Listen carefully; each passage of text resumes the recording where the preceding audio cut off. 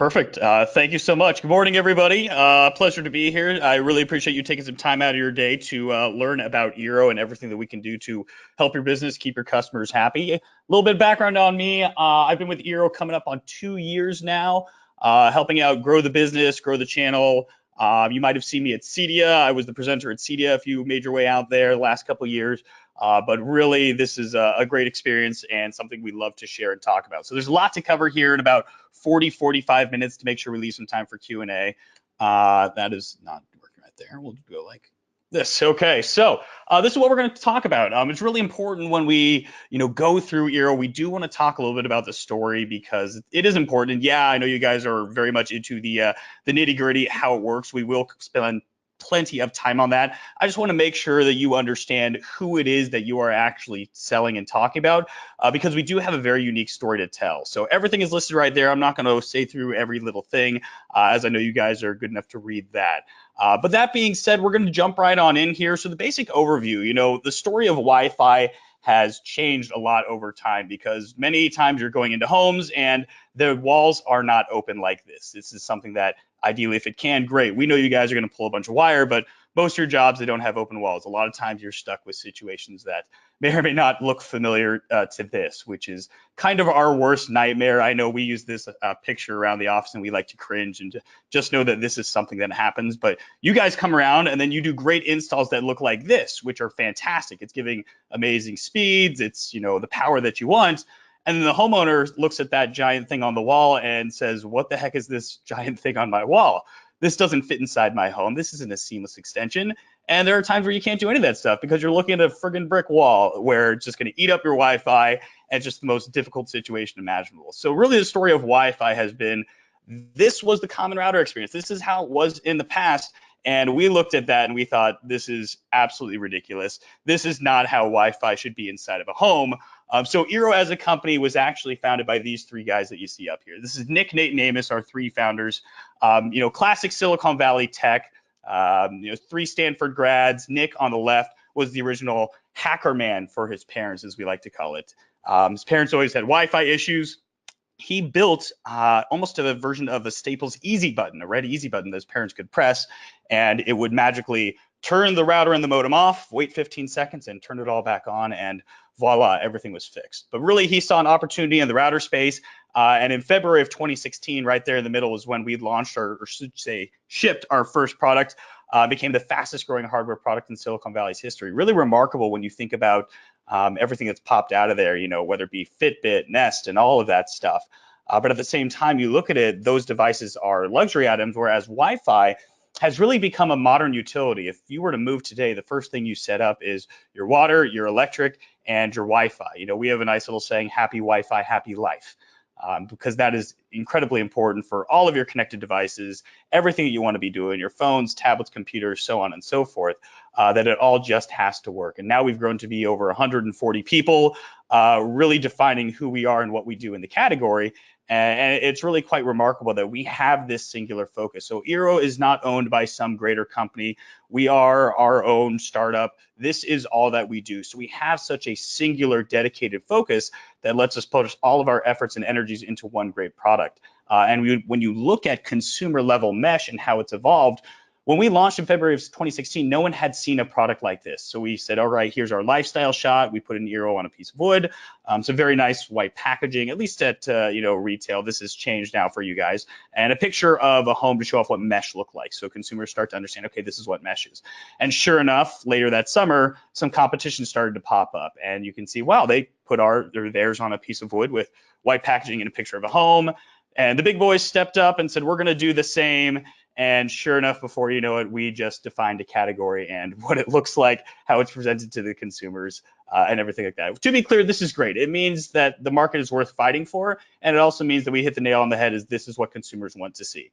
And it's always going to keep us on our toes to make sure we are ever advancing, ever improving our product to stay ahead of the game, because we don't have the massive pockets of these other companies. We have to do things the right way. We have to make sure the experience works the first time, every time. And at the end of the day, it's the experience comes first because we know Wi-Fi is really the backbone now of the connected home. It's beyond phones, tablets, and computers. It's lights, locks, thermostats, garage door openers, doorbells. Everything is becoming connected. And when those devices don't work, it's not because they're bad devices. It's because the Wi-Fi cannot reach where it needs to go. And that's really part of us educating consumers, letting them know that it doesn't matter what AC number you put on that router. It doesn't matter how many antennas are sticking out of it. Wi-Fi can only go so far through walls, floors, and ceilings. There are limitations, and a mesh system is what is needed in today's day and age to make sure everything just works, because that's what every single consumer wants. They want to place their devices where it makes sense for them. They don't want to have to, actively manage to understand, okay, I have to do this to make this work, I have to do that to make that work. That's not a great experience for the end user. And in this day and age, we make a very clear focus that security is incredibly important. We'll dig a little bit into that on what Eero does and why security is so important for us. But these are things that your consumers definitely want, and that's us. This is literally our mission statement. We want to make everything just work, making that connected home space come to life. That I like to say that Jetson's home of the future, where you walk in and tell your assistant, okay, set the mood, and the lights dim, and the fireplace turns on, and the oven starts to preheat, and the music starts to play. That is all a possibility now, but it only works when it's all tied and connected together. So we look as the Wi-Fi network as that backbone or central nervous system. And when you invest in the infrastructure of that digital backbone of the connected home space, everything else comes to life. Just as people invest in the physical infrastructure of their homes, we are that digital infrastructure. A really good analogy we like to use is all your connected devices are the faucets. We are the plumbing that makes sure the faucets get their water, or essentially the speeds that they need to do whatever it is that the device needs to do. So we look at Wi-Fi a little bit differently, and we say, all right, here's our Eero and Beacon. These are the two physical products that we offer, and we say it's Wi-Fi so good that you'll never think about Wi-Fi again, which is how Wi-Fi is supposed to be, and really how consumers act today. The problem is they don't have systems that continually evolve, get better, upgrade, and are dynamic to the needs of the home as the needs of the home change. So really with our Eero, this is a gig speed router. When hardwired, we're getting speeds over 900. If you're going over Wi-Fi, the standard Wi-Fi max speeds over 5 gigahertz, which are over 800, for 2.4 over 400. All of those are possible. So when you look at an Eero and you're physically holding in your hand, you'll notice it's so much smaller than all the other devices that you're used to seeing. That's because Eero designs and builds everything from the ground up. The hardware, the firmware, the software, the cloud, the app, everything is integrated from us under one house. And we look at Wi-Fi, I mentioned it being a seamless extension of a home. An Eero can actually hide in plain sight because we know Wi-Fi loves open air space. It hates walls, floors, and ceilings. So with the large routers that we're used to seeing, what do consumers end up doing with these large routers? Well, they end up hiding them. And what does hiding it do to your performance? It degrades it. We know it. So have something that is sleek, simple, and elegant that's still powerful enough to handle all the 4K streams that are happening inside of the home. The mandatory thing to remember that the Eero is going to be the gateway. You cannot set up an Eero with our other piece, the Beacon, alone. It has to be an Eero, and it's always Eero to modem, Eero to modem. Do not put anything in between. It's an Eero to the modem first, because the Eero is the router. From that other port, as you can see, only the 2 ports on the back, that's where we recommend using an unmanaged switch for the people that have, or I should say, want to hardwire a speaker system, a security system, a camera system, and things like that. And we'll delve a little bit deeper into that further on in here. But the Eero itself, it is a dynamic tri-band, and I emphasize the word dynamic because mesh is getting tossed around a lot right now, and not all mesh is created equally. By being dynamic, that's understanding, okay, if one channel or one frequency is too busy or has too much congestion, Eero will automatically reroute that traffic to find the open channel or open frequency. Here's a really easy analogy that I like to use. If you're driving down the freeway and there's a bunch of traffic and there's an open frontage road to the side, why would you run directly into that traffic? That would be a dedicated type of routing system. By being dynamic, we're going to say, hey, there's an open frontage road right there. Let me hop off the freeway and keep on cruising and blow by all this traffic. That's what Eero is going to do in real time. And our security, we always say we are secure. This is something that we cannot stress enough. If you were to do a quick Google search for security in the news, it's not pretty sight. People are getting hacked. Companies are getting hacked. it's becoming a bigger issue each and every day. So we want to let you guys know that we invest in everything that we do to make sure customers are always safe and secure, and the customer does not have to lift a finger. That happens automatically pushed to them. The other piece we have here is the beacon.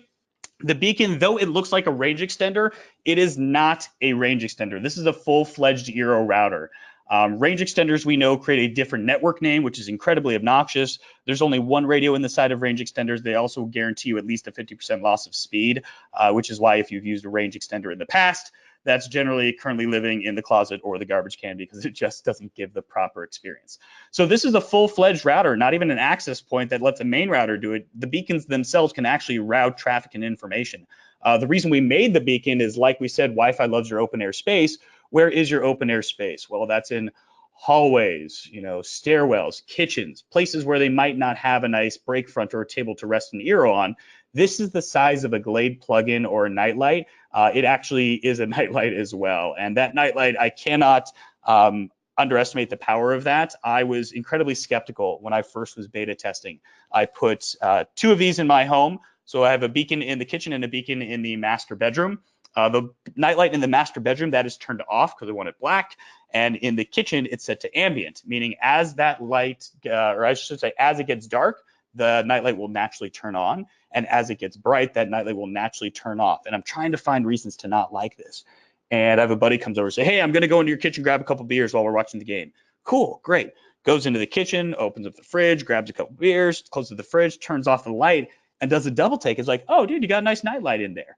And that's when it really hit me. He's like, he has no clue that this is a part of the Wi-Fi system inside of my home to make everything just work. That's the experience that you can now put inside of people's homes, that it's hiding right there, and that's the best possible location. If you were to do the best possible location for one of those wall mounts like we saw in the beginning for those big routers, that's not going to be exactly ideal, and everyone is absolutely going to notice that. So despite being about half the size of an actual Eero, that's still a full-fledged router. All the big tech specs that you want to see, 802.11ac, MUMIMO, beamforming, blah, blah, blah, blah, blah. I don't consider those selling points.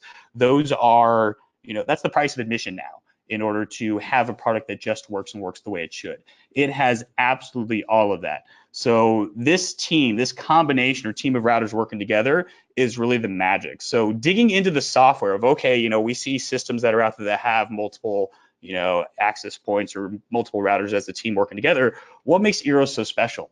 Well, really, we can jump into any configuration at any scale because of our true mesh. And what I mean by that is once you start with a single Eero plugged into the modem with an Ethernet cord, you can expand to any combination of more Eeros and beacons in any combination of wired for the Eeros or wireless. You can simply plug them in.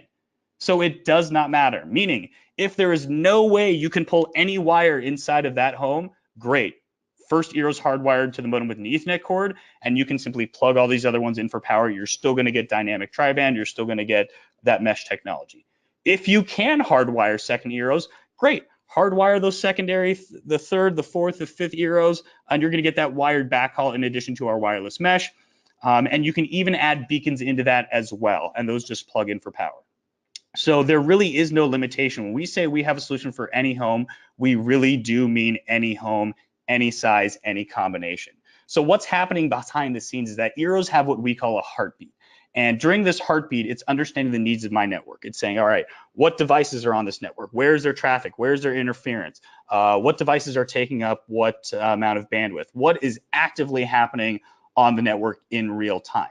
And so what we do is we take that information, that Eero talks to us, and we, of course, want to be talking back to that Eero to make sure it is optimizing everything that it can do.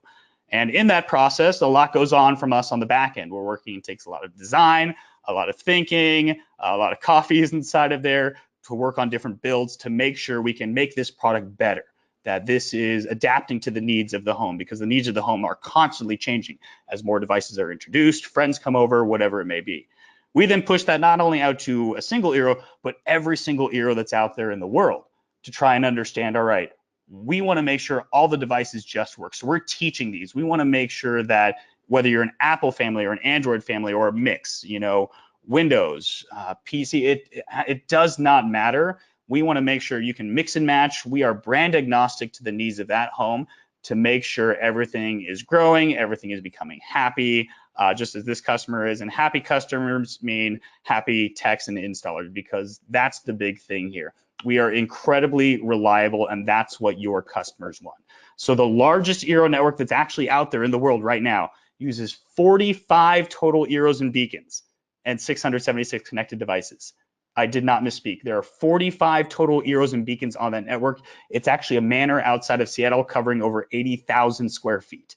So again, I promise you, this is going to work with any home that you walk into, no matter how hard or how much interference there is. And I'll be real with you guys, we don't put any square footage listing on our boxes, because that's really naive to think that every home is the same and one blanket statement is going to work. I've seen 2 of our Eeros cover over 4,500 square feet easily.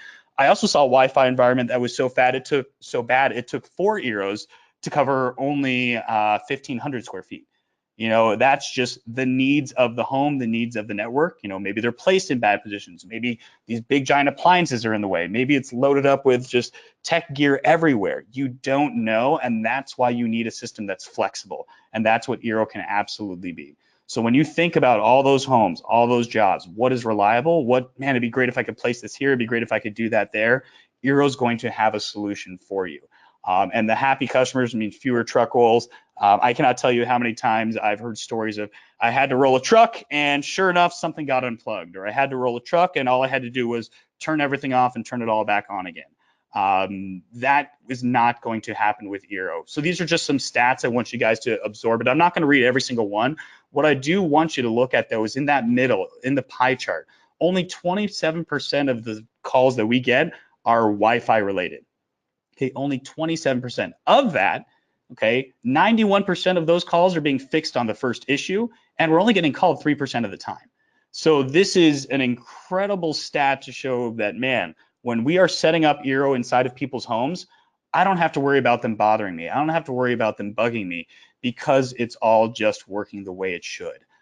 These stats are really remarkable, because we know how important it is to not roll trucks. Your time is much more important than having to go back to that customer over and over and over again, trying to figure out what's going on, and maybe you fix it and they do something else to bring in a new product and that crashes the system. We don't want any of that stuff to happen. So we're here for you. And so our support line that we offer our pro dealers, that is direct to our tier 2 support. So if you have something that you just cannot solve and you call us, it's not a, hey, can you make sure it's plugged in? We're going to really dig into that root cause to understand what is happening. And all our support team, they're based out of Austin, Texas. That is free for life. And they do not represent any other company. They're not a part of anything else. They represent Eero and only Eero. Essentially, they are owners and network engineers for us. They're given the best possible experience, and our big thing with them is making sure we can resolve that issue on the first call. So again, just a quick recap on our support team, based out of Austin, Texas, direct to our tier 2 support just for you guys, and they are US based. So this is something that we invest in. It is a large expense for us, but we believe it's one that is incredibly important for the success of the business as well as the success of you guys, because when you're out there on the job, you can't be waiting. You need to talk to somebody. And this is what we're here for. Just some stats right there. You can see that we're getting those good ratings. If you're not familiar with NPS, it stands for Net Promoter Score. That's essentially the likelihood that a customer is going to recommend you to friends and family. On the customer satisfaction ratings, that is a score of a 9 or 10 or higher. So that number can actually go from a positive 100 all the way down to a negative 100. For a Wi-Fi company, we're scoring at 70. It hovers a bit above, a bit below, just depending on the week. But that's really quite remarkable. That's in the territory of the Apples, the Sonoses, the Teslas, those major brands that are out there in the world. And I'm not going to lie, those are much sexier products than a Wi-Fi company. But to hear people say, hey, your Wi-Fi fixed all my issues, I can stream 4K in the master bedroom now without any buffering, it's really quite remarkable what a Wi-Fi network can do to make people happy. Now, I mentioned we dig a little bit more into security.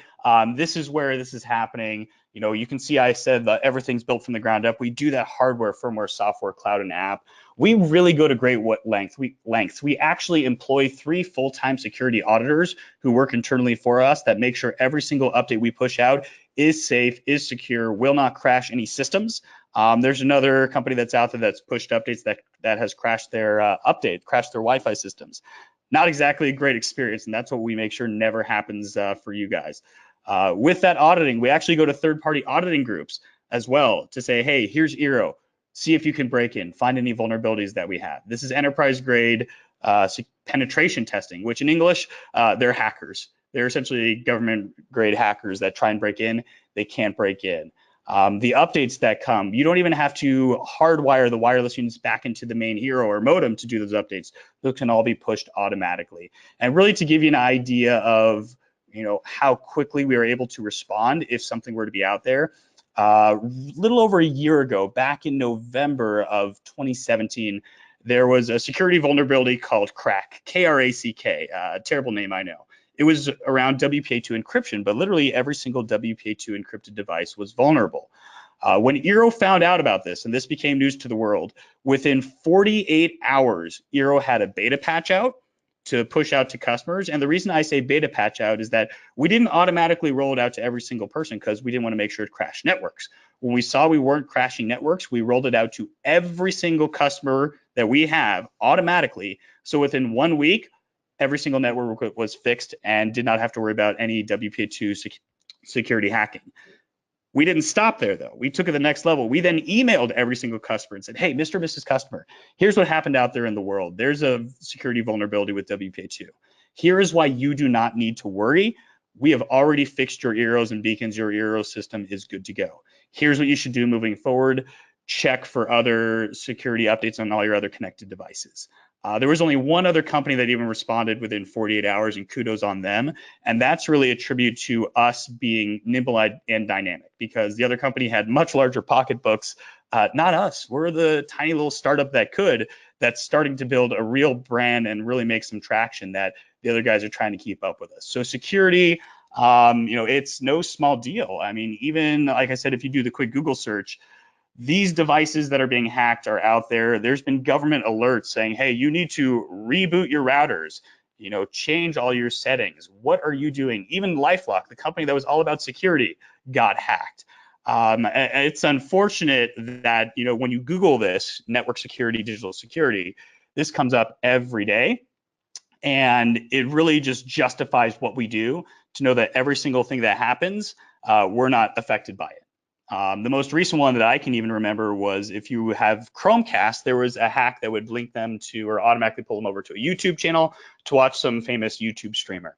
We weren't even affected by that. So a lot is going on out there. I encourage you to do your homework. Make sure you protect yourself, whether it be with Eero specifically or getting a VPN, and always doing all of your updates. So this is what we do. It's all done because we are the company that designs and engineers everything from the ground up. And you don't have to worry about it. You can give confidence talking to your customers saying, hey, I have confidence in this product. I use it in my home. You're going to feel safe and secure with everything you do on the internet as well. So the setup, we've talked about everything about the nuts and bolts, kind of digging into it. I'm going to show you, if you have not done an Eero setup, the exact setup screens of just how easy it is. Before we delve into that, again, I always mention the topology tips here. I've mentioned before, it's always Eero to modem first. That's a consistent thing you can see here. It's Eero to modem in the wireless setup, and your beacons are wireless. It's Eero to modem in the wired and wireless mixed. And it's also Eero to modem first, and then using the unmanaged switch afterwards. The reason we recommend using an unmanaged switch, let Eero be the brains, let Eero handle all the routing. If you were to use a managed switch, technically, yes, we can do that, but it creates a lot more work on your end, just having to deal with all the authorizations and ports and everything like that. So simply use an unmanaged switch to hardwire all those extra devices. So these are the screens. You have the app and you go ahead and get started and says, hey, help us understand the home. Is it a long home or a square home? Is it 1, 2, or 3 floors? And here's what you need: your Eero, the Ethernet cord, the power cord, and of course the modem. And we do have a what is a modem button. I trust you guys will not be needing to click the what is a modem button. But step 1, unplug the old modem and router from power. Step 2, connect the Eero to the modem with an Ethernet cord. And step 3, plug them both back in for power. It then uses a low frequency Bluetooth connection. It says, hey, we're looking for your Eero. Make sure the Bluetooth on your device is turned on. If for some reason your Bluetooth is broken, that is okay. You can manually input the serial number to circumvent that. It'll say, great, we've detected that Eero. Let's give it a name. kitchen, bedroom, bathroom, living room. You can actually input whatever name you would like. So you give the name of where that Eero is going to live and it says, great, you've set it up. Let's create the network. Now, as we know, for best practice, we want to use the exact same network name and password. That way, all of their existing connected devices will reconnect. The worst I've had is I had to reboot or unplug and plug back in at my Echo Dot to make sure that connected. And I know this worked because I broke down and built up my network about, I think it was 27 times in my beta testing. So yeah, no way a new network name and password for all of that stuff. So great, the network's been created, but that again is just our first Eero. We're doing this for a team of Eeros all working together. So it actually asks you, hey, are going to use another Eero device, an Eero or Beacon? In this case, it said, yep, I'm going to go ahead and use an Eero Beacon. It says, place your Eeros as centrally as possible. Give us a couple tips. We know keep it away from large electronics, keep it out in the open if possible. And that same process. Okay, plug in that beacon using that low frequency Bluetooth connection. You find the beacon, and what you see there on the screen on the right, it says Eero detected. Let's run a placement test. So when you're setting up an Eero or a beacon wirelessly, so that second, that third, that fourth one, it's going to make sure you've placed it properly. If you have placed it all the way on the other side of the house in the actual dead spot, it's going to say, whoa, whoa, whoa, whoa, on this placement test, you've placed me too far away. Unplug me and plug me back in a little bit closer because I'm not getting a strong enough signal. So Eeros will truly piggyback and daisy chain that signal across. We just have to make sure we're getting a strong enough signal. So I always tell people it's a best practice. Don't place it all the way in the dead spot. Place it, halfway in between. Or if that halfway in between isn't far enough, maybe only a third of the way because, a 7,000 square foot ranch home that is just incredibly long and the modem's on one side, which occasionally does happen. So we run that placement test and we say, great, you've placed it like a pro. Now give that beacon a name. Same thing. That one, let's call it, hallway, whatever it may be. It's been detected. You can choose to edit the nightlight settings right there. You don't have to, but it's going to ask you again, are you adding another Eero device or are you all set? In this case, we tap no, I'm all set, and hooray, confetti falls from the rafters, and actually confetti does fall in that animation. But that's actually it. This is a, less than 10-minute setup for a 2 Eero or Beacon system. I've seen, 4 or 5 Eeros that are set up in 15 minutes. The hardest part about it is the patience that you have to have of letting it do its update fresh out of the box. And it's really as easy as that. Now, once you set up the system, okay, you've run all your checks, you made sure that, the whole home is getting Wi-Fi, everything is covered, everything's connected. You'll notice there on the bottom left, that option says Pro Transfer Network. That is actually specific to you once you have the proper version of the application. I'll explain that all here a little bit later. But transferring the network over by filling in the customer's information, so their name, their mobile phone number, and their email, we transfer to the end user. What this does, it flags this customer as one of your customers, and you can now access their network remotely on our remote network management tool. Okay, we're going to dig into what that tool is here shortly. It also wipes the information clean from your phone so customers can feel safe saying, okay, none of my sensitive information is on your phone anymore. You still have access to it through the remote network management tool. It also emails the customer with the network name and password and instructions on how to download the app so they can manage their network. Very important for you to do this just so you can flag the network as yours, as well as not having the device anxiety because you're doing the device setup on your smart device, not the customer's smart device. We also don't want these networks to get stuck in what we call network purgatory. If you're doing a ton of these Eero installs, you're siphoning through 40, 50, 60 networks that you're on your phone. That's really not an easy way to manage your client's network. So a remote network management tool is the way to do that. And we're able to see everything from the connected devices, the bandwidth that they're using, IP addresses, MAC addresses, signal strength, frequency, which Eero and Beacon it's attached to.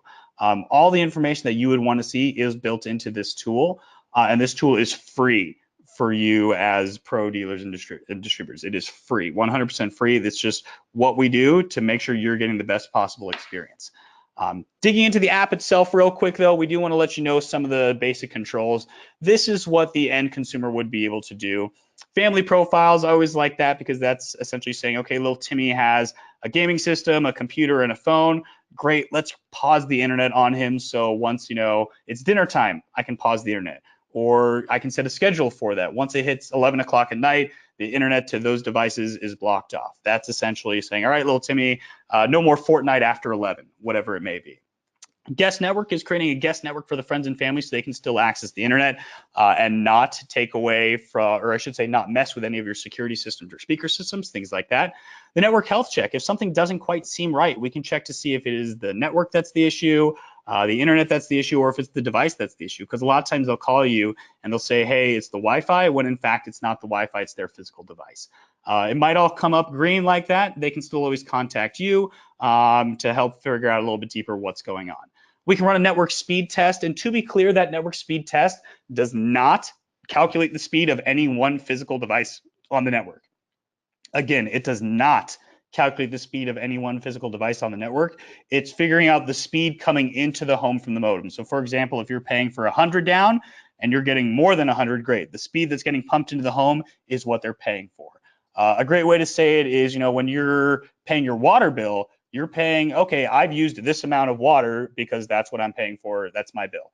Well, on the internet, if you're paying your cable company for 100 down and you're only getting 80 down, well, I'm paying for more. Am I really getting the value out of this because I'm paying for it?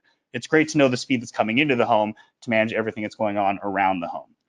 We can also see all the connected devices that are on there within the application, see their signal strength, see the current bandwidth usage. This is great for any parents that are out there if they have kids that are maybe at the dating age. So they have, let's say Timmy's a teenager now and has his girlfriend over. You can see that girlfriend's device is connected to the Wi-Fi. You can say, hey, why's your girlfriend over? He says, oh, she's not over. What are you talking about? It's like, well, her device is connected to the Wi-Fi. Busted. So the power is there. Don't let that power get to your head. A lot of cool things you can do with that. You can always block those devices. So if you say, hey, I don't recognize this device, what is this doing here? I'm going to get rid of this. You can block it from the network. I mentioned before, you can adjust the nightlight on the beacons. And then in our advanced settings, the advanced settings is everything you would traditionally see in a router. So all your IP reservations, all your port forwarding, bridge mode, everything that you could possibly want to do with a traditional router, you still have access to do, except now instead of some weird interface with an awkward login, you can do it quickly and easily through our application. So you don't lose any functionality by switching over to Eero.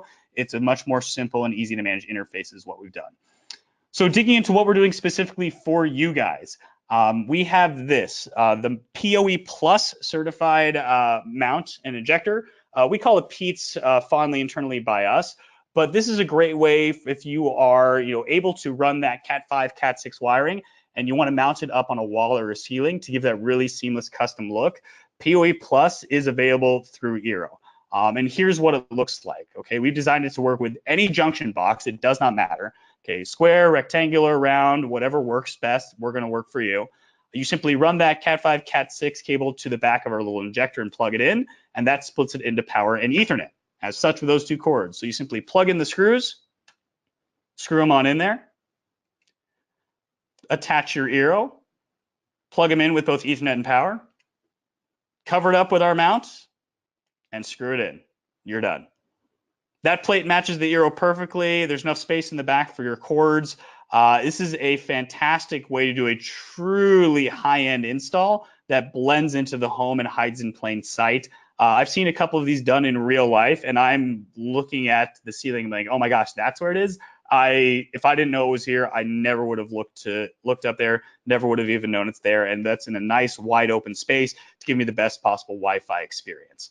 So we're looking at this as a great opportunity for you guys to increase your revenue on every single Eero install that you do. It's a fantastic chance when the walls are open or if there's a larger retrofit that's running. We absolutely want to have that happening. And again, this is make sure you're using a PoE Plus certified switch. I have to emphasize plus because if it is not, a standard PoE switch does not have the proper power requirements for this. So make sure you're using a PoE Plus certified switch to give you an opportunity to install a PEATS, as we refer to it as, for the PoE Plus certified mount and adapter. But the remote network management tool, yes, go ahead. Hey, just wanted to plug for AllNet. So we carry PoE Plus switches in all the branches, and also we've got PoE Plus injectors. So if you need, if the switch that you've got on site isn't up to the task of delivering your PoE budget, let us know. We can help you with that as well. Perfect. Thanks for that quick little plug. Remote network management, I want to make sure we get through this to have time for questions for you all. This is where I'm actually showing you this one slide before we're actually going to dive into the live tool. So I mentioned before that you're able to see everything that's inside of there. This is kind of your all source, all be all end all for everything Eero troubleshooting. Anywhere that you have a computer, you can now access all of the networks that you've ever installed. This is a great chance for you as well to kind of run your business as you want to run it, to earn that recurring revenue. To say, hey, Mr. and Mrs. Customer, if you would like to, have me manage your network, I can charge X amount per month. Or maybe you charge more for the Eeros and Beacons themselves and say, yes, I am charging you more, but I'm going to give you free support on this and all of these connected devices for the life that you have it, to give, you selling you as your business and that custom experience. So that said, I'm going to exit out of here and switch on over. The screen that you see right now, this is the live version of a remote network management. So I have set up this for you to be able to see. The network pending setup. So this is one that I've set up and transferred, but the transfer has not been accepted. That's why we're in a pending setup. The offline networks, if you were to see any networks that were offline, you would recognize it right away, saying, okay, this person's probably going to be calling me, or I can proactively try and troubleshoot this. Good news, of these 4 networks we have down here, all of them seem to be up and working just fine. So I'm going to go ahead and click into this first network here, which is connected. And we can see everything that's listed. This person currently uses AT&T Uverse as their ISP. Their UPnP is enabled. Their time zone is LA. They are West Coast. The WAN speed test from their last test. This person must have AT&T fiber because they're getting 730 down on the last speed test and 433 up. That is pretty darn good. Their modem's good to go. Their public IP, all that. Now, the main thing I said, if we needed to reboot a network, because you don't want to have to run a truck for that, you can simply click Reboot Network. Say, hey, Mr. and Mrs. Customer, I'm going to reboot your network real quick. Make sure no one's using the internet, doing anything important. If anybody's working from home, make sure they're not needing the internet for a couple minutes here. This is a live network, so I'm not actually going to reboot it, but we could do it right there. Scrolling further down, I can see there are 4 total Eeros and Beacons on this network. The living room Eero is the gateway. It is hardwired, so that's the first one. He also has a beacon in the bar, which is getting full wireless bars. Another beacon in the bathroom, getting full wireless bars. Scrolling further down, he also has a bedroom Eero that is hardwired as well. So it's all tied in together. Every little thing, the LED light status on there is on. It's on the latest version of firmware. Initial setup date, this is great. I love showing this off. First one, 629, 630, 631. That's just flying through it, letting you know like everything is possible with what you can do. It looks like this one was added at a later date. So you can see everything you want to see right there is built in. This gentleman currently has 43 devices currently on the network. Let's go ahead and click into that. This is all the devices that he has on the network, 9 of which are hardwired, 34 are wireless. You can see MAC addresses, IP addresses, which Eero or Beacon it's connected to. We know this first Sonos speaker is connected to the bedroom. It's not under any family profile. A lot of times people will put devices under family profiles, block that profile, and hey, why isn't this device working? Oh, well, it's under a family profile that's blocked.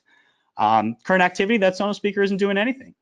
So it's just right there. And we can see across the board for all the devices. If it's wired, if it's wireless, the connection, there's its signal strength. Full bars, full bars. So you're really able to diagnose, okay, well, Mr. and Mrs. Customer, this, what looks to be a camera, this C100 device, well, let's say, for example, maybe it's not getting full bars. Mr. and Mrs. Customer, can you explain to me, what's happening around that camera? Have any new devices been introduced? Is there a new appliance that you put next to it? Did it get unplugged? What's happening with that device? Something of that sort. So that's all for the connected devices, but sometimes you need to see beyond that. The recently on the network, those are the devices that used to be connected. And what's great about this is that it says the last time it was active on the network. So this says this device was last active at noon, 12 o'clock. They're calling at, 10:43 your time, 8:43 my time in the morning, say, hey, my MacBook's not connecting. You can go in and say, well, Mr. and Mrs. Customer, what was going on yesterday at about, midnight, or excuse me, noon, 12 o'clock during the middle of the day? Because that's when I can see it was last active. Did something get unplugged? Did it, were you doing an update on your device? Did a setting get changed? Did you leave your kid around something and left it unattended? All of those things might have happened. So very useful to see not only what is currently connected, but also what was recently connected on the network. If I go back, all the advanced stuff, like I mentioned, if you want to see your internet connection, we can go ahead and click edit that and change it to a static IP. I'm not going to be doing that. Your DNS settings, great. Want to plug in a custom DNS, you can go ahead and do that. IPv6 is currently enabled, we can go ahead and disable it. Your DHCP and NAT, you click edit, great, change your subnet mask, starting IP, end IP, that's where you'll find your bridge mode. It's all there. So guest access, you can see if their guest network is enabled or disabled. All of that is available. It's really quite remarkable what you're able to do and everything that is built into this tool. And one final test that I'm going to show you as kind of the tail of the tape right here. Let me go ahead and leave this one. I'm going to go into a slightly different version of this, one that I am on personally. And the reason I want to show you this, as I search Ryan, and this one right here, my network of locked out. So it shows you that my guest network is currently disabled. I'm going into my phone right now under my my Eero app. I'm turning on my guest network in 3, 2, 1, enable. I just tapped enable on my phone to enable the guest network, and it should be changing on our screen in about 3, 2, 1, change. There it is. Our guest network is now enabled. So this is happening in real time. Remember that heartbeat that I talked about of Eero's. So if you are on the phone and a customer makes a change, we're going to see that in real time. Really quite remarkable what we're able to do with this tool and our system. So jumping back into the PowerPoint, apologies, I know you guys love PowerPoint so much. That is the remote network management tool. Again, it is free for you, and you can sell it as your business. So again, get more value with those Eero sales and install. This is an incredible way for you to do it. Remote network management is, just one of those tools that everything's in one place, everything just works, it's simple, it's easy, and the best part about this tool is this is an ever-evolving tool. It wasn't always so sophisticated. It didn't have, blocked devices. It didn't have devices recently connected. But as we've launched this and gotten more feedback from you guys, you've told us, we want to see this, we want to have this feature, we've been able to listen. And that is, again, our big advantage of being the startup that has a singular focus, as opposed to the big boys that have, how many different versions of hardware, how many different versions of firmware and software. It's tough for those guys to keep up. So for us, this is all that we do. We nerd out on Wi-Fi. We're really cool like that. The fact that I have to say that kind of, tells the tale of just how cool we really actually are. Moving on from there, though. So really the Eero Pro program, we have a program that's specifically designed for you. We listen to you guys. So if you want to get started, if you haven't started with us yet, you just go to pro.eero.com and click that sign up button on the upper right. You have to go through this general, sign up protocol here, very standard stuff. At the bottom of the first sign up info, it does ask for your reseller permit number. If you do not know that off the bat, that's okay. Simply put NA and you can fill that in later. Just goes for the pricing policy, everything that you normally see with a selling agreement. But once you do that, remember the information that you put in as your business owner, because that email and that phone number have just been used to create your profile for using the Eero application and accessing our portal. So you get this email that says, congratulations, you've been accepted. Go ahead and click Access Portal. And when you do that, it says, great, you're going to access our reseller portal. You need to go ahead and create a password for that, just so you can log in. Once you create your password, use that same email that you used to register and the password you just created to log in. And voila, you are now into the portal. A lot of things are available here to you in the portal. This has everything that you would possibly want to see.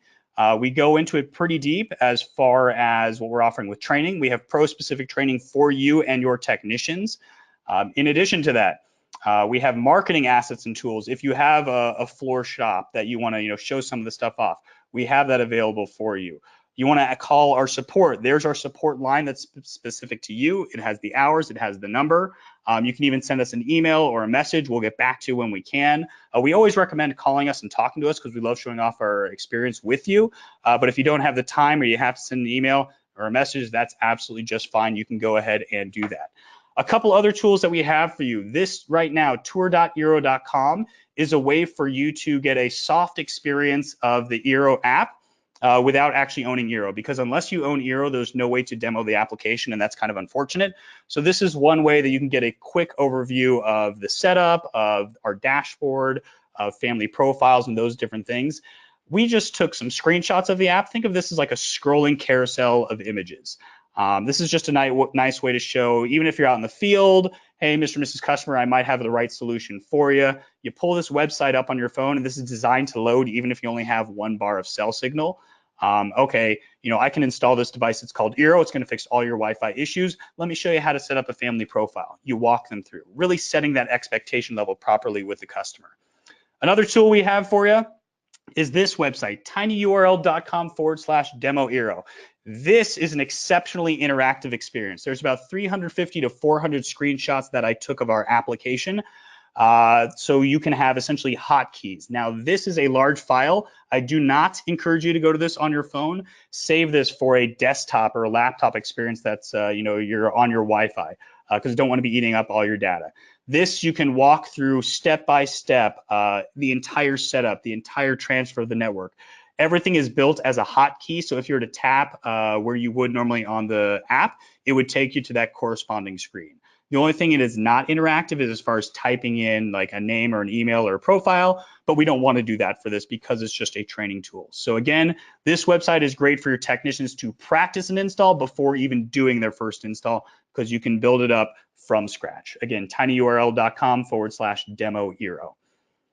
So that being said, kind of concluding this here, why Eero? Guys, at the end of the day, it just works.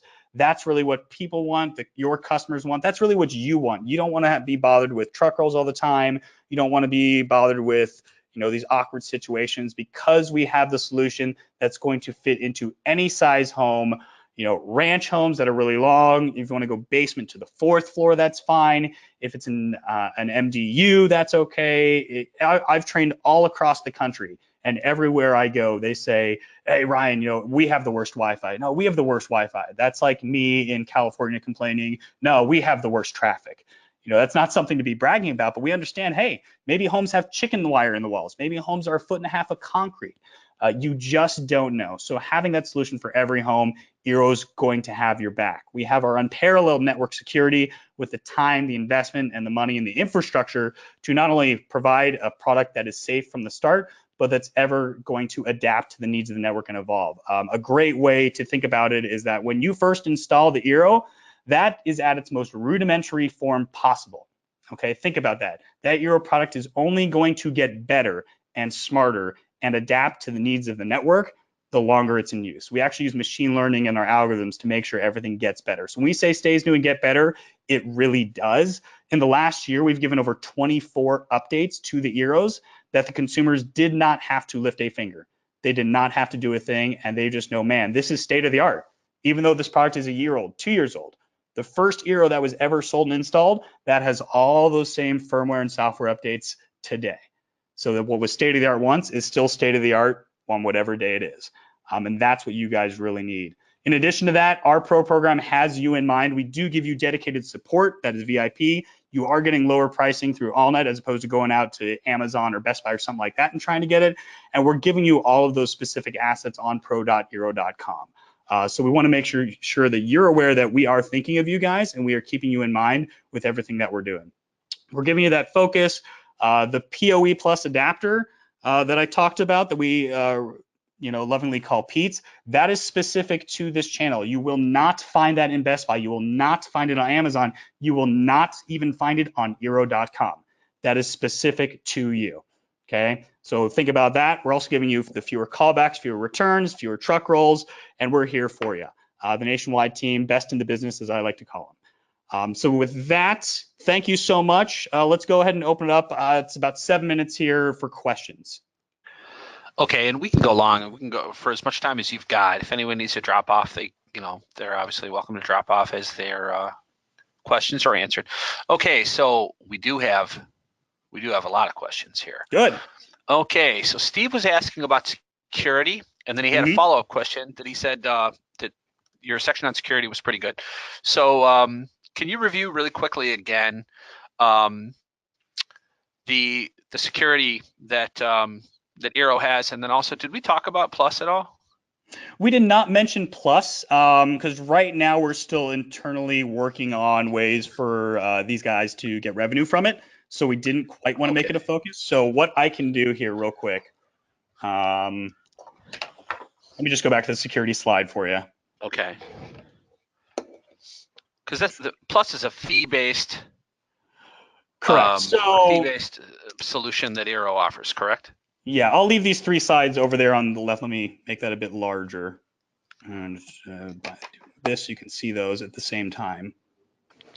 Should be able to see those at the same time. So Eero itself, so we only use WPA2 security protocols because we know it's safe and secure. There are vulnerabilities in WPA, WP, and all that.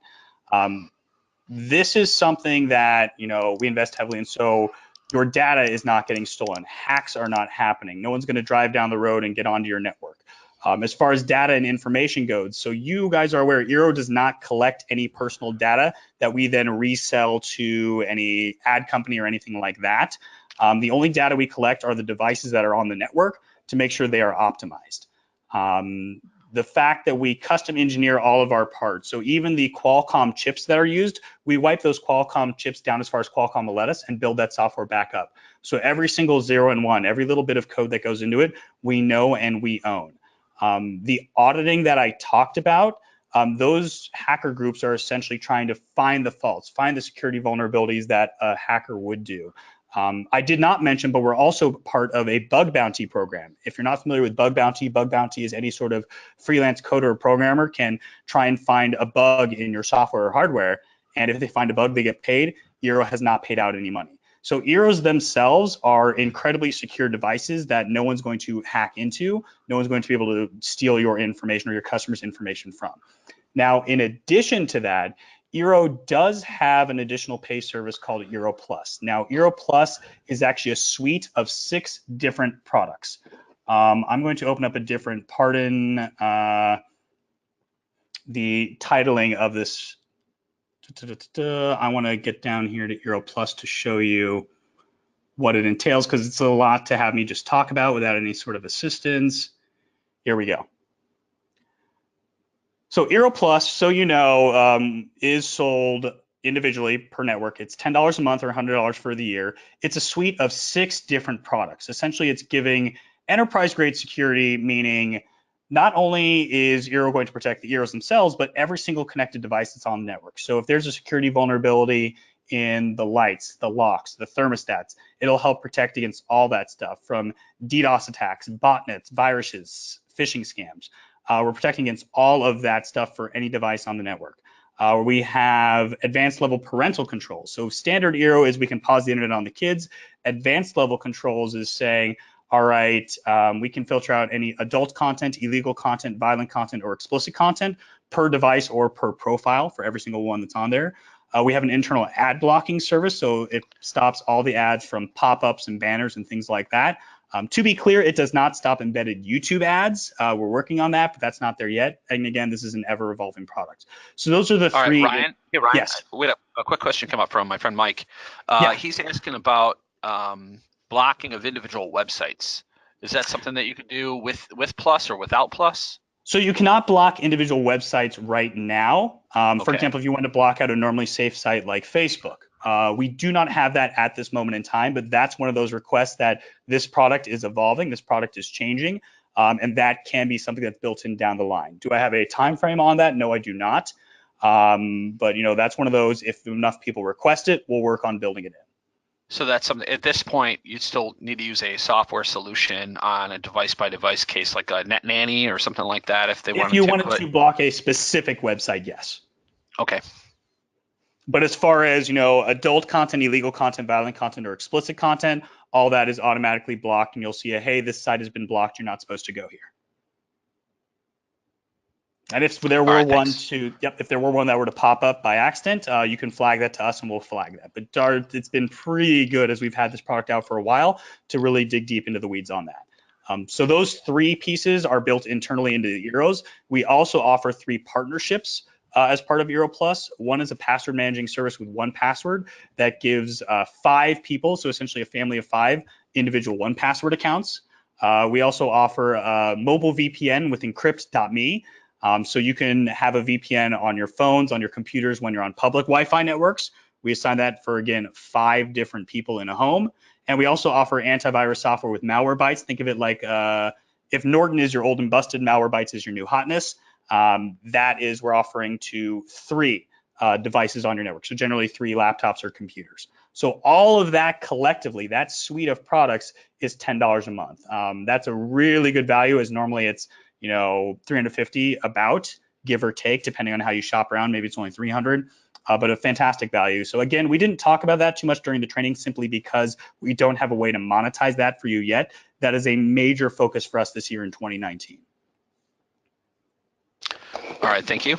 All right, so we're getting back to so Steve's got a question about the power.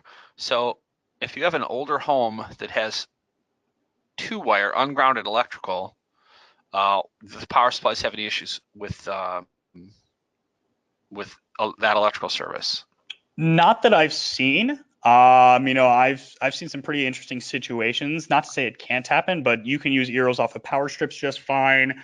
I'm not going to lie to you. That's a little above me on the physics behind the electrics of it. I know we do have precautionary measures built into the power itself internally within the Beacon, as well as the Eero on the power adapter that plugs in to protect from those things. So it should work just fine.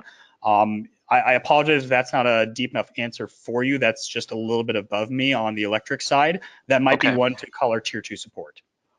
Well, I can offer that I know these power adapters, Steve, only have 2 prongs on them, so they're not looking for that. They're not looking for that third prong anyway. So they're just standard, AC to DC transformer power supplies. And then obviously, if you use the PoE kit, that's going to work off the switch. So if the switch is happy with the electrical service, then it'll provide the PoE power through that device. Okay, our next question. So Brian has a string of questions here. Brian's definitely engaged today. Good. Thank you, Brian. I appreciate that.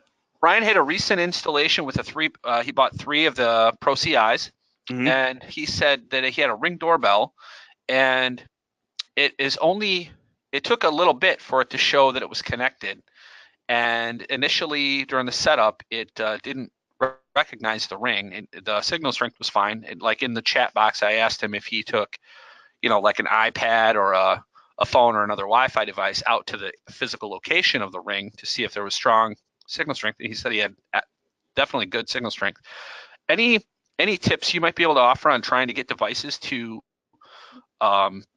connect for the first time, especially these IoT type devices where they behave a little bit unusually sometimes? Yeah, this is actually a pretty common thread. If you check out Reddit, we're active on Reddit and the blogs and things like that of these devices that, really are 2.4 reliant dependent or sometimes only 2.4. And Eero is providing such a strong signal that it wants to bump it up to 5. This is something we're working on in the software. A lot of it within the app of the device recognition of just noticing, hey, this is a device that only wants 2.4. There's a couple different things that you can do. The first of which that I'm going to offer is kind of the most rudimentary and awkward, and it's not really a true fix in the sense that you can we recommend taking that device and or taking your Eero, whichever one makes sense. If it's you can plug your Eero in further away, essentially making it a long distance to force it onto 2.4. That is something that you can do. It's like, hey, if I can take the device further away, let me take the device further away. Once it hops onto 2.4 during that initial setup, then you can bring it back and put it in its desired location. And we found that to be a great solution to fix it. Another one you can do is in our labs, you can turn off band steering. Because band steering, we know wants to push it onto 5 if it can. We can turn that off to hopefully force it onto 2.4. This is one of those things that our software, this is another focus of ours because we've seen it actively come up in the blogs and it's been an active request. So unfortunately, that's kind of the best solution we have for right now. But it's just one of those things that's going to take a little bit more time as we figure out that process to make sure it jumps onto 2.4 and you don't have any initial setup issues. Okay, and since you have your own internal support staff in Austin, if someone were out on site, like say the next time Brian goes out to this particular project, he can just call support and get those tips, correct? Absolutely, 100%. Okay.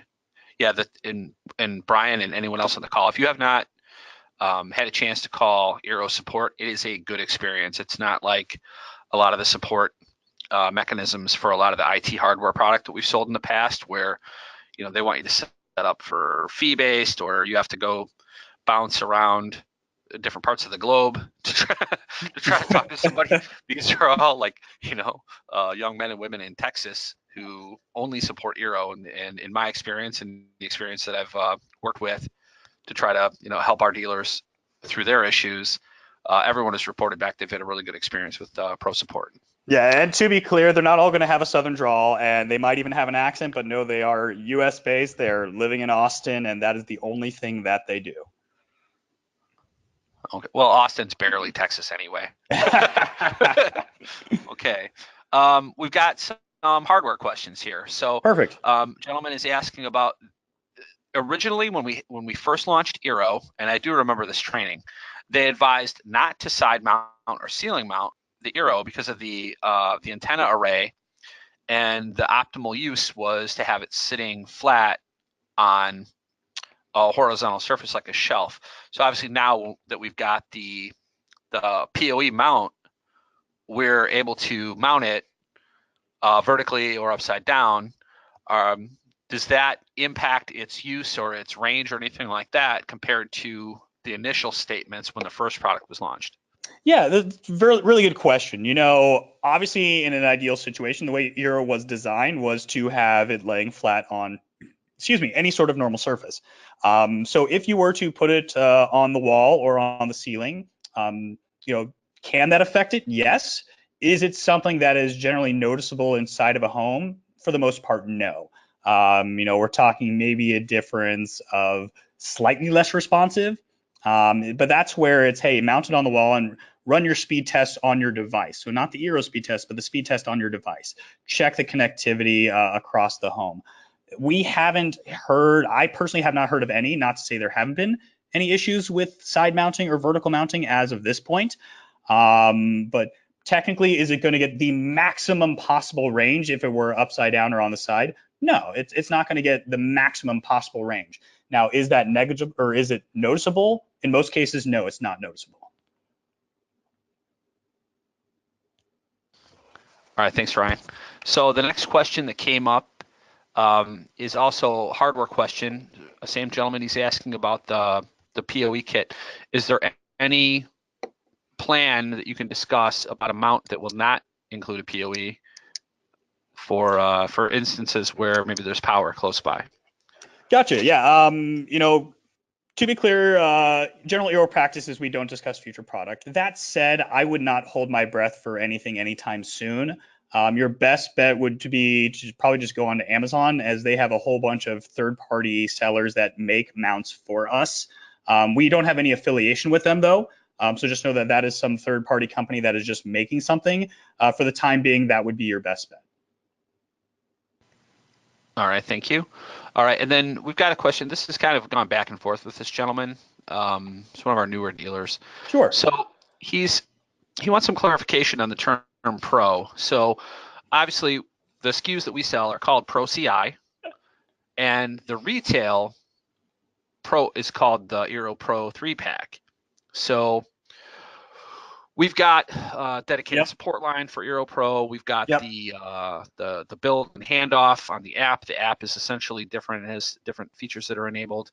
How does Eero handle, like, when someone calls in for support and it's a retail-based customer, like a DIY person, versus a pro? And how do we differentiate pro channel versus retail channel when the word pro is in that retail product? That is a fantastic question. I'm so happy you brought that up, because I had that battle with marketing when it was first coming out. So you all are aware, the physical product, there's literally no difference. It is the exact same product, whether you're buying pro, quote unquote, from retail, pro from CI, everything about the product is going to be the same. The reason we know it is flagged for you as pro dealers is when you register with us and you do those Eero installations, it is on the proper version of the application. We have specific instructions. Like I mentioned, you sign up on pro.eero.com, you use that login information and create a profile. Now every Eero install that you do is tied to you and your business, so it's been flagged for you. During those installs, we know that you'll be getting the pro support line, and you can add all of your technicians within our portal as well. So although your technicians are also on the proper version of the application. So when I go back to, let me go to the screen on the left, the app screen. The only difference between the consumer version of the application, and your version of the application is this Pro Transfer Network. That is the only difference. So when you're doing your first Eero install and you've set it up and great, it's working, and you're about to leave and give the network to the end user, you need to see this Pro Transfer Network. If you do not see that Pro Transfer Network, you are not on the proper version of the application. If you're not seeing that Pro Transfer Network, you can call our support and we can flag you and get you onto being a registered dealer. But the login information for the application should have brought you to just the normal setup screen. So to bring it all back together, our marketing did not do a great job of saying what Pro is between the two different channels. The products themselves are the exact same. The reason we know you are who you are is through the registration of becoming a dealer, and then the installation process and transferring to the end user. Okay. We have, let me see. Oh, Matt is asking if you can put the slide back up for touring Eero from the cell phones, and also the Pro number for Tier 2 support, the Pro CI dedicated support line. Absolutely. Okay. So here's the first one, tour.eero.com. This is one you can actually bookmark on your phones.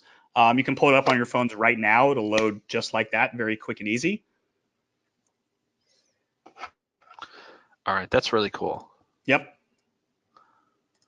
All right, the next question to come up, we've got this from two different people.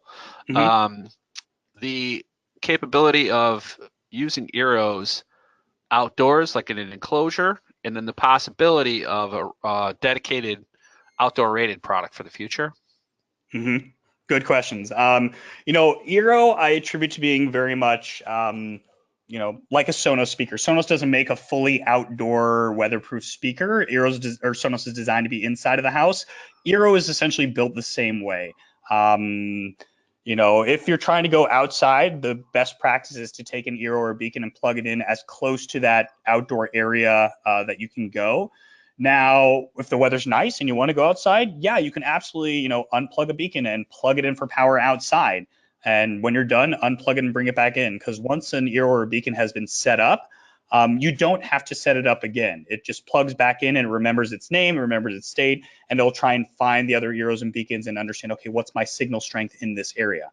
You can always look into the app and see it's getting good, proper signal strength. Then when you're done, unplug it and bring it back inside. As far as enclosures go, we don't have anyone that we have certified as being, yes, this is a proper enclosure. This is okayed by us. So I can't recommend any one specific product, brand, or company for that.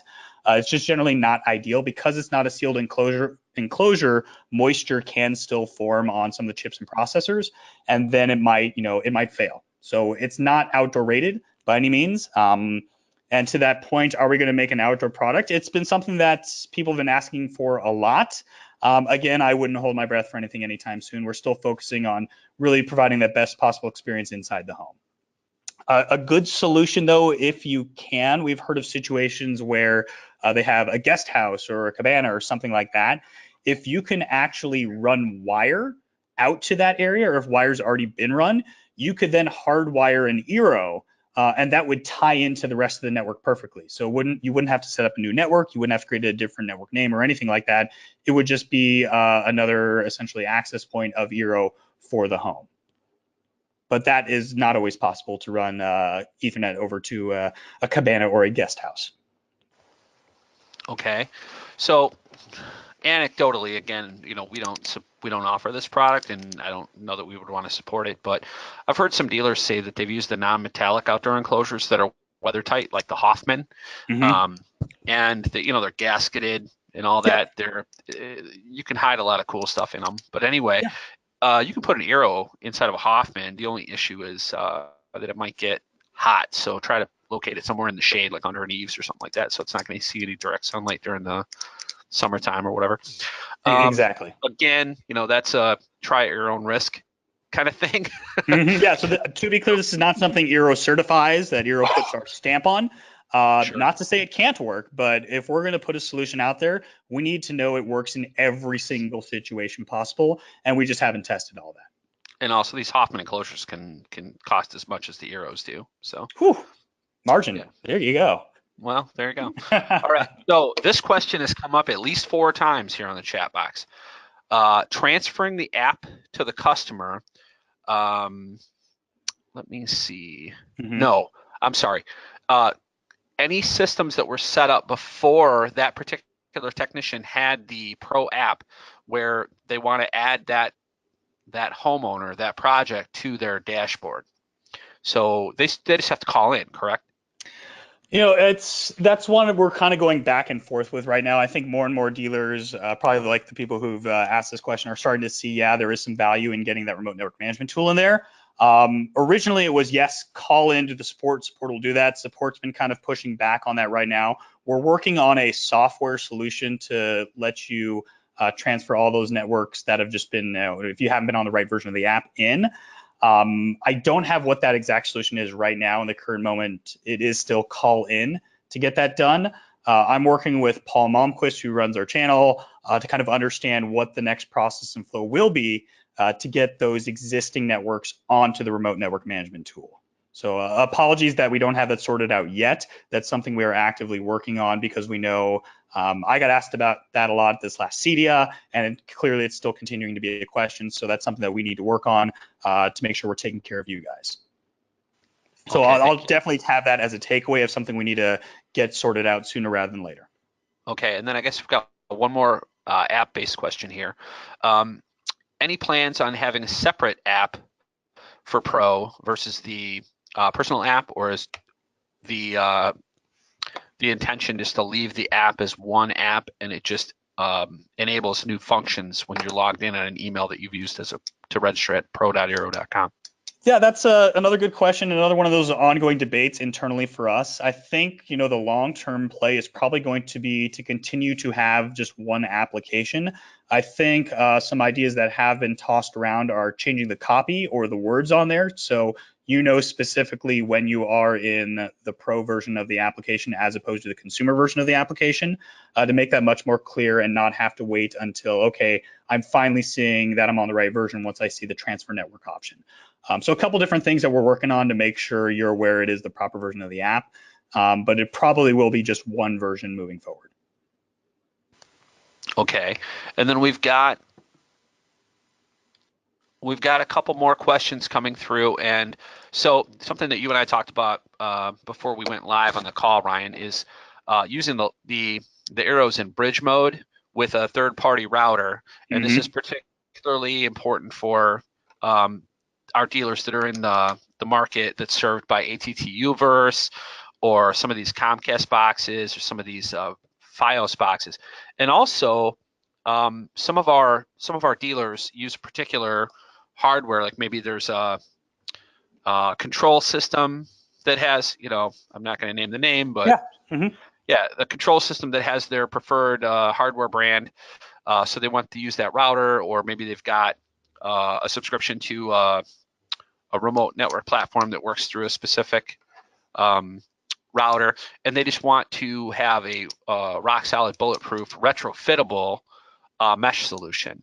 So you just briefly touched on it, but can you go back through and show the bridge mode and talk about some of the pros and cons of using the product in bridge mode versus using it as a standalone? Yeah, I don't think I have a specific slide on bridge mode.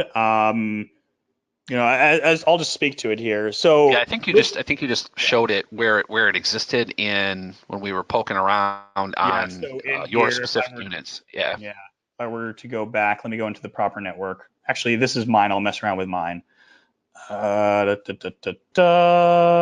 it? It's under my DHCP and NAT. You could select bridge. So if you were to do bridge mode, you would set up Eero as you normally do. Once it's set up, you would then go into your advanced settings, either in the application or here through the remote network management tool. and change it to bridge mode. So some pros and cons. Pros, we are now flexible to work with any existing system that is out there, and Eeros will act like traditional access points for that network. So if someone can't spend, $7,000 on networking, well, maybe they can spend, $3,000 on networking. You still get your piece of that super high-end enterprise grade, and then you save them money with Eeros in bridge mode. So that's an option for you. With Eeros in bridge mode, you can still do things like create the guest network, because Eero is essentially the Wi-Fi. It's that original router that's doing all the routing and IP address association and everything like that.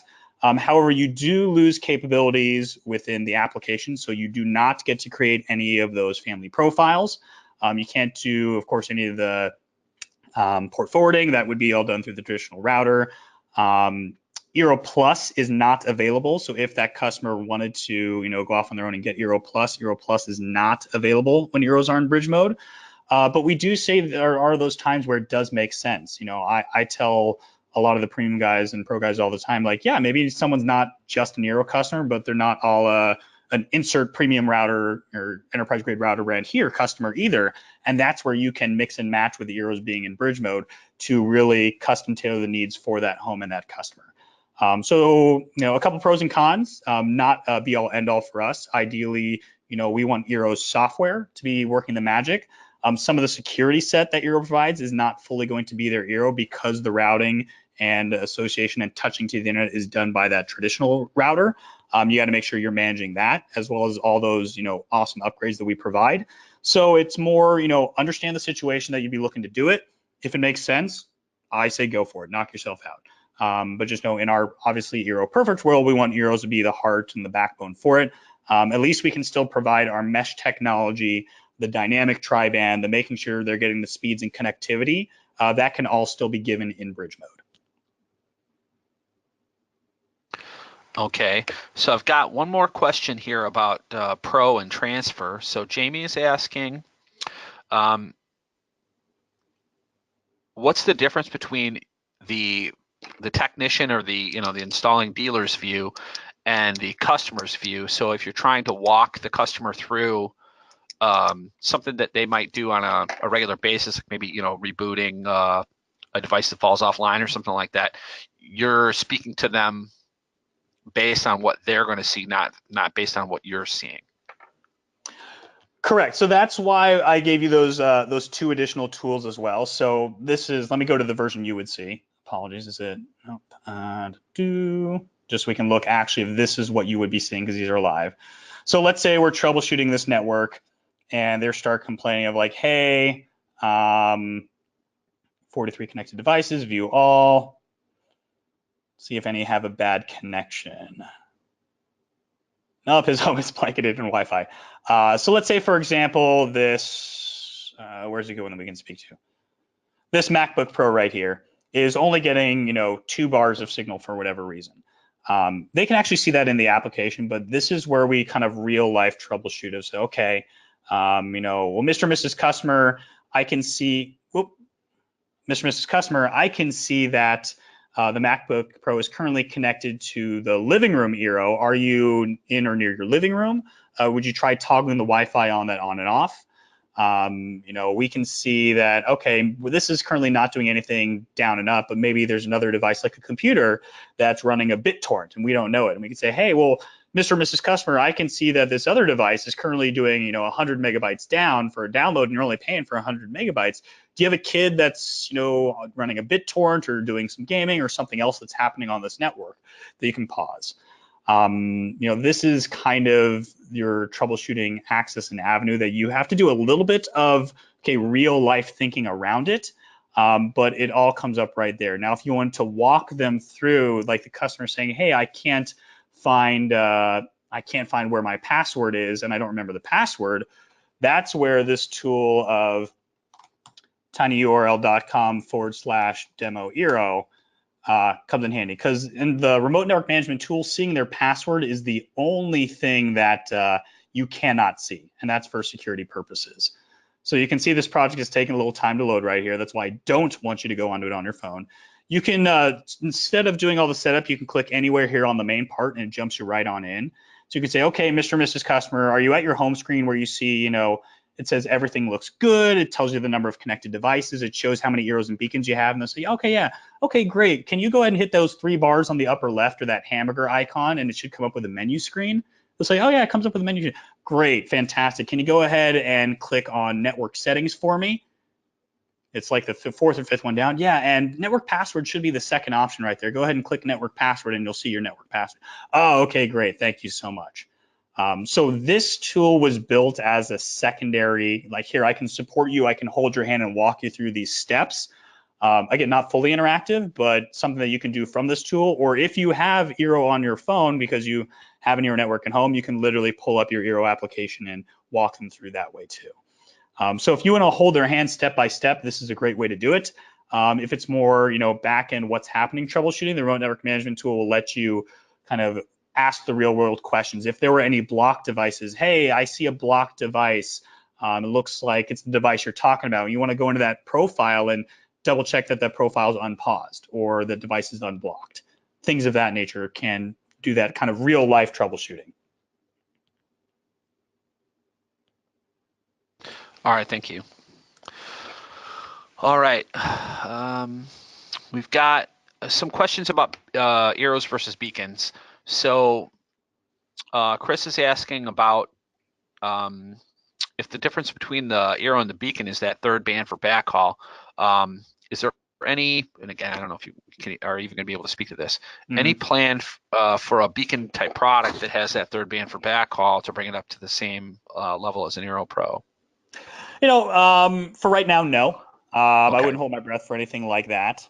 This is one of those beacons are still providing such a great experience because it's a full-fledged router. And when we look at the conversation about what a connected home needs, you didn't really hear me talk about speeds and feeds because the reality in this day and age, everyone is fast.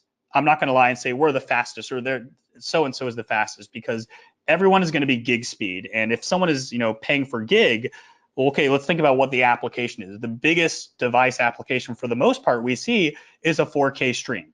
A 4K stream is 25 megabytes.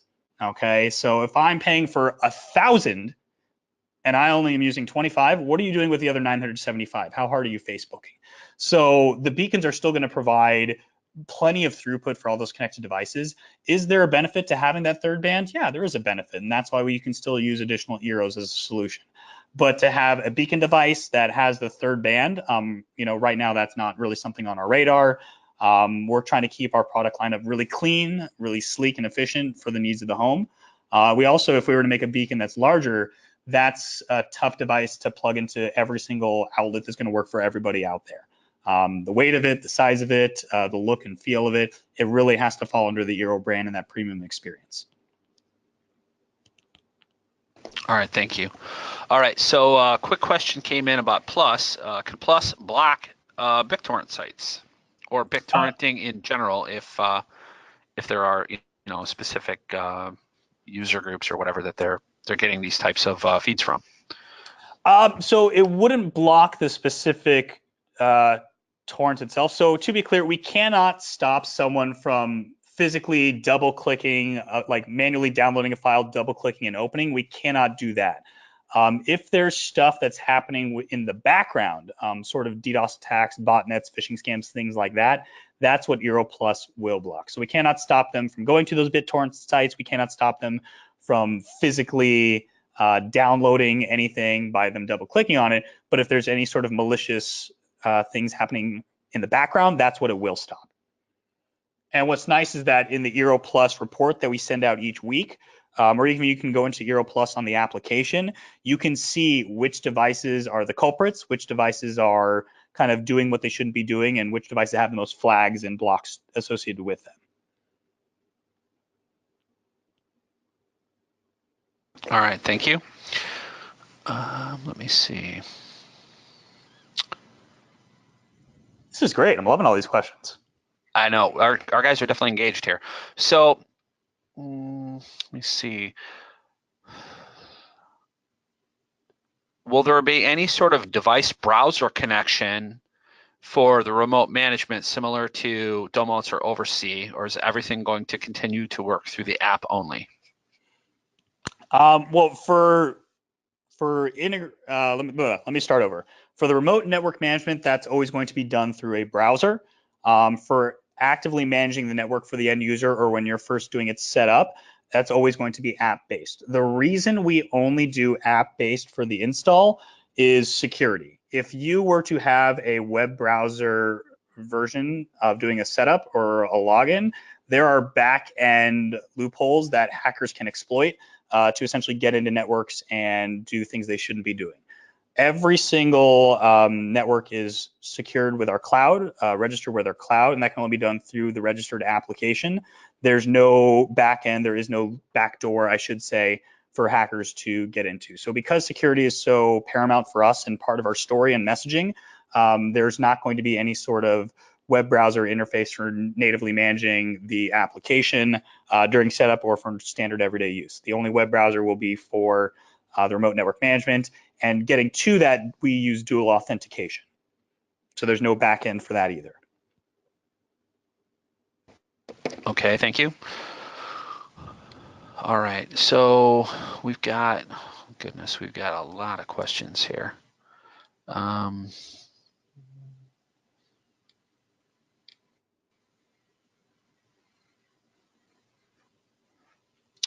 All right, so we've got some questions about VPN, DDNS, NAT, essentially like advanced, very advanced setup. If a dealer wants to set up VLANs or they want a VPN into this product, essentially, is it still recommended to call support and let support help you with your setups? For the most part, I'd say yes, if you're going to go that super high-end and advanced. At a high level, we don't have native VPN, but we do have VPN pass-through. This is, I myself am not a network engineer, so some of you might be more well-versed than I am. If it's getting into those situations where it's getting real high level, I would definitely encourage you to call our support for any sort of confirmation of, yes, I'm doing this the right way. Okay, thank you. All right, so the next question comes up is in regard to the highest level of remote network management.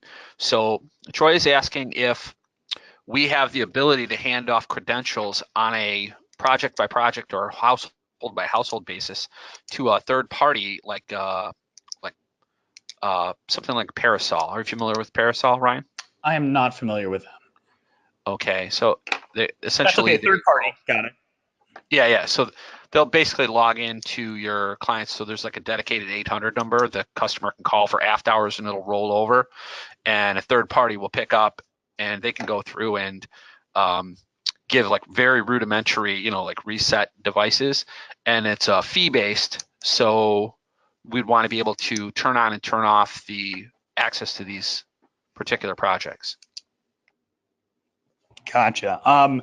So right now, no, there is no way to kind of work tightly with third party to give them access to this. One thing that is kind of a workaround, so we can transfer the network to the end user. Great, that's fine. Let me go back here to network owner. I want to see. Okay, yeah, we cannot transfer it back to us at this moment in time.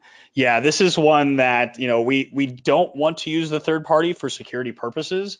Within the application itself, it'll populate with our support number, which is not, again, 24 hours. So that's kind of one of those that, unfortunately, we just don't work with at this point in time. I'm not going to say never, but it starts to get to be, too many chefs in the kitchen. We don't want that many people with access to customers' networks for security purposes. There are times where it's fantastic for us, and there's times where that maybe bites us in the butt a little bit, and that essentially would be one of them right there. Okay, thank you. All right, the next questions that are coming up, we've got a couple different questions about SSID. So the first question is, will Eero ever let you hide an SSID? For right now, no. That would be a software upgrade. That's one of those requests that if enough people ask for it, we can go ahead and make that happen. So I'm not going to say never. I will be honest with you and say that I have not seen that anywhere on the product roadmap for the short term. Okay, thank you. All right, and then the next question that comes up, can we create dedicated SSIDs for the 2.4 radio and a separate one for the 5 gig radio? No, you cannot. And the reason we don't want to do that is because of how dynamic our mesh technology is, that it's always going to be optimizing what devices are going onto which frequency and at what point in time, depending on interference, more devices being introduced, and things of that nature. There are times when you'll see on an Eero network a computer or a speaker or something maybe you thought normally would be on 5, like a phone, and it's actually on 2.4 if you were to dig into it. That's to free up for the needs of other devices that are essentially needing more bandwidth on there. So if we dedicate for 2.4 and 5, it doesn't let us do that. And that's where the whole connectivity story for us of everything just works no matter what is going on in the network really comes into play. So that's why we don't let you dedicate specifically to 2.4 and 5. Okay. All right. And then we've got some more follow-up questions about Eero with Sonos. This is one of my favorite ones ever. Anytime we have Well, an here's IT my dirty hardware little secret. manufacturer. Yeah, here's my dirty little secret. I might be opening the floodgates here. I've been with Eero coming up on 2 years here. My previous 5.5 years, I worked for Sonos. Nice. Mm-hmm. Okay. So, and Paul loves to give out his anecdote about when he worked for another vendor. He got a really sweetheart deal and bought a bunch of Sonos units for his home. So So here's he's, Paul. This is Paul's live network right here. He's gonna hate me for doing uh-oh. this. Don't care. I'm All gonna right. skip I've through got all the chat that. box. I got the chat box over. I need to look at this myself. Okay. All right. I Let's can see see how it many now. he has. Sonos, Sonos, Sonos, There's all of Sonos, his vintage TiVo Sonos, hardware. Sonos, Sonos, Sonos, Sonos, Oh Sonos. Yeah, my he's pretty decked goodness. out as well. Sonos, Sonos, Sonos. Yeah. All right, Paul. Enough of Wow. that. That's great. So, and I can share this. So you can speak to the spanning tree protocol and how Sonos loves to lock up networks. But Eero, they must have some sort of magic workaround in there because it doesn't seem to impact Eeros like it does other vendors. Yeah, it's so a little bit high level. Our CEO and their CEO and our product leads and their product leads are in contact almost weekly to make sure Sonos devices just work. It is the number 4 most seen product on Eero networks behind Apple devices. For not surprisingly, come in 1, 2, and 3. Sonos has actually had a lot of changes in the recent past with upgrades specifically for this channel, the release of their new amp, being able to toggle off Wi-Fi on all their devices so it just works via hardline Ethernet. That is one of those, I can't really get too far into the weeds other than we recognize the needs of the Sonos network. And as an odd thing, you hear about 802.11ac, and actually Sonos devices run on, I believe it's N Wi-Fi protocol. So it's being able to be flexible with the needs of the N protocol that we have really tried to specialize and work tightly with to make sure all the Sonos pieces just kind of work. I cannot actually get too deep into the weeds with a spanning tree protocol, but it's one of those that we work tightly with Sonos to make sure it all just works. Okay, thank you. All right. Josh wanted to anecdotally add that he's had his Eero in his detached, unheated garage for a year and a half with no issue. So my response to Josh, and I'm not going to name his name or his company, is we're going to pretend we didn't read this because it's probably not covered for warranty if you were to admit that. So Josh, and again, Eero is easily one of our most reliable products. I can count on one hand the amount of Eeros we've taken back. We sell thousands upon thousands upon thousands of Eeros. So it is an extremely reliable product. And even with people like Josh putting them outside in their garage in the winter in the Midwest. So keep that. That's great to see. Probably don't admit that again, Josh. Okay, so let me see here. Um, Another dealer popped up and asked, "Where is Josh located? I wonder if this would work in northern Wisconsin." We don't know. No, Jim, we're not advocating this in any way. Keep them in the house. All right. So, Mark is follow up comment on his Sonos. He has had issues connecting Sonos via Wi-Fi, not the hardwired connection. So, what's the now? I guess with your background, when is the time to use Sonos Net versus let them all connect to Wi-Fi devices like Eeros? Um, in my experience, I had always done the backdoor of logging into the Sonos net and checking out their matrix of what devices were getting what connectivity. They actually have a nice color-coded chart of, okay, green, yellow, orange, and red. And what I found the majority of the time was it was actually an interference issue with other devices that were around in regards to placement, as opposed to something physically within the network itself. That has been my experience with it, and I found that when I moved it further away for the congested ones, or moved it closer for the far away ones, that solved all my Sonos issues. And I didn't find one to be better or worse than the other. For me, I've always just gone hardwired personally for my first here at home, because I have a whole bunch of Sonos pieces. But as their Sonos Net has improved, as their software has improved, a lot of times they've encouraged more reliability on going over Wi-Fi. Okay. I would love to say there's a one, like, this is the rule for it, but that's just not the reality with how homes are built, with how much interference and how many devices there are inside of a home. It's unfortunately a case by case scenario. All right. So Mark typed in a follow-up question here, or a follow-up comment. He said that they would not connect to the Wi-Fi that was broadcasting from the Eeros, and the Eero in this case was set up with Eero Plus. So he's wondering if there was a conflict in Eero Plus. It sounds like maybe he should call support. Yeah, that would not have been an Eero Plus issue. I have Eero Plus myself enabled, and I don't have any issues with my Sonos system. Yeah, that might be one that you probably should call the support to dig in a little bit deeper into what's going on. As a random best practice, I always say make sure all of their other devices are on latest versions of firmware, latest versions of software, all their updates have been done, and they've already rebooted everything. But we know that. So just kind of the best practice, make sure we've run through all those check boxes before calling the team, just because we don't want to have to do that. All right. Thanks, Ryan. And Mark, we're a Sonos distributor as well. We sell Sonos with Eeros all day long. If this were categorically,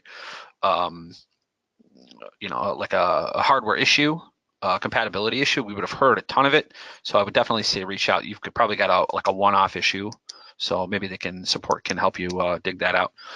All right. Question about VLANs. Did the Eero, when used in router mode, can Eero support VLANs? Oh gosh, I'm space cadetting on this. I want to say like 90% yes. I thought it was no. I thought Was the it answer no? was the only segregation we had was the primary network and the guest Excuse me, mode. you're right. Correct. You are right. That is correct. We do not support VLANs at this moment. Okay. Thank you. All right. Let me see.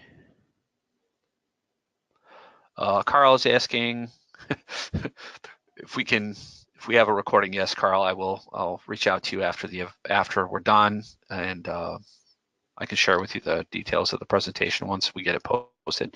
It may take maybe take up to a week to get this thing posted. So, all right, here. Is it possible to add, or is it possible for a customer to be removed from the dashboard, or for us to remove a customer from the dashboard if we or they no longer need or want the remote network management? Yes, it is. Okay. Is that something that has to be done through support, or is that something the pro dealer can do? Pro dealer can do. Nice. Okay.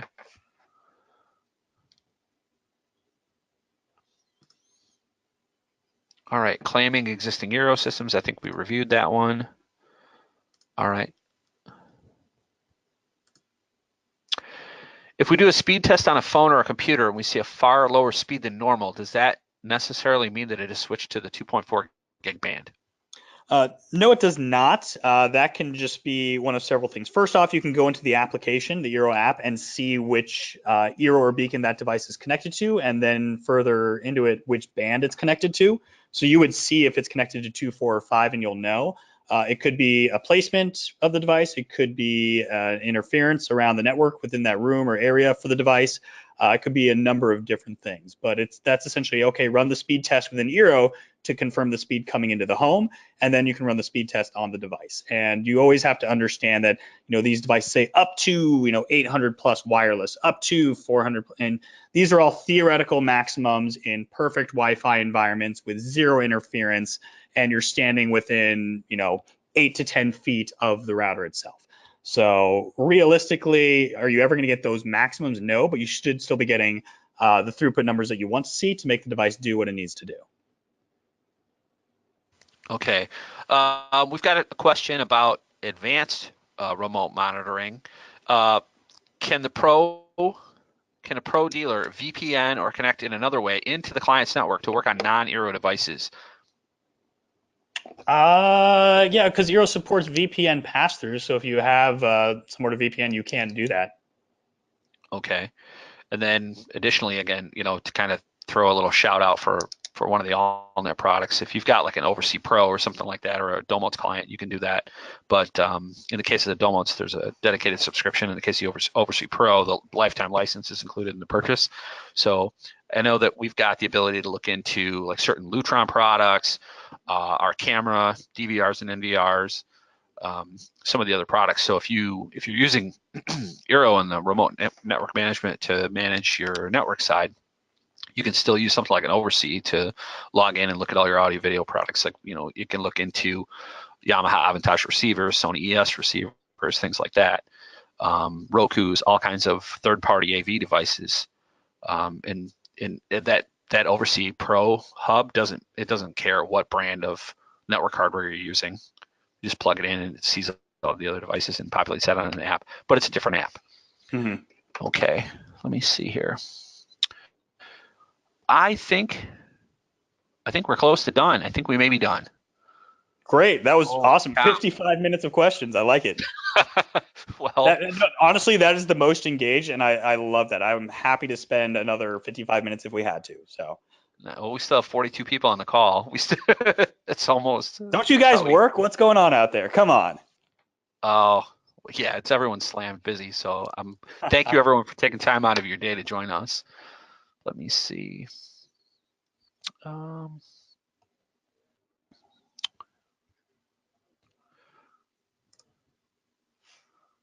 right. So Jim asks, I don't know his question here. I think it was about whether or not the device was moving from 5 gig to the 2.4. He said it was with an Eero and an iPhone in the same room, and he believes that Apple may have issues with handoff and like band steering. Like I can answer that one. So that is one that's a device issue. We actively know it and are aware of it. Of Apple, specifically their iPhones, love to just hold on and hold on and hold on and not switch on over. The best practice is once you do this once, it'll actually, for the most part, fix it. So you're taking it far away. It's desperately trying to hold on, even though you're in a room that has another Eero. Just on the iPhone itself, toggle the Wi-Fi off and back on. It'll reconnect to that close Eero, and then you'll be getting speeds that are, what you're supposed to be getting. And then in the future, it's much more likely that device will hop on over to the next Eero or Beacon. So we've seen this. We're doing as much as we can. There's only so much we can do because we can't control the iPhones entirely. But that is, you are not alone in seeing that. That's a big thread we've seen and big comments. And that's kind of been the best practice to fix and resolve the issue. And Jim, I can share like my personal anecdotal experience. So I'm still rocking the old iPhone 6s Plus because it's the last device that Apple made that has a dedicated 3.5 millimeter headphone port. So it's now to the point where they're trying to get me to ditch it, and they're playing games with the battery management. When it gets to below 20%, it does all kinds of weird stuff with turning itself into like battery saver mode. So I have all kinds of weird headaches with it. So I have to keep the thing charged over like 50% in order for it to behave normally. So it's possible that if you've got an older device, an older iPad or an older iPhone, that anytime it gets anywhere near 20% or below, that it's going to start behaving weird because it's going to go into this power save mode. And, I'm not a conspiracy theorist, but I think that sometimes they allow this to happen so that we'll just trade up and get new devices, spend more money with them. Cheeky. Well, like I said, I'm not traditionally a conspiracy theorist, but sometimes I am. All right. I think this is it. So everyone, thank you very much for the time you spent with us today. Again, we're going to upload this video to our YouTube channel, so it may be a few days before we get the thing edited and burned up to the YouTube channel. But if you've got a moment, stop over to youtube.com/allnetdistributingu. Please consider subscribing to the channel. We've got a bunch of good content. We host between 40 and 45 webinars a year. And we've got, and again, many of them are go longer than the hour, like this one did today. So anyway, and thanks, Mike, for the kind words.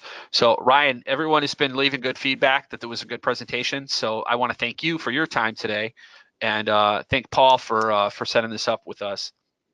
So Absolutely. My pleasure. Thank you so much, guys. Paul was a great presenter, but it was nice to have another voice today. I mean, I can't always give you the Southern drawl the whole time. I mean, now Ryan gonna do a great job. You'll like him. Don't worry. It'll be fine. So. Well, he talks about barbecue a lot.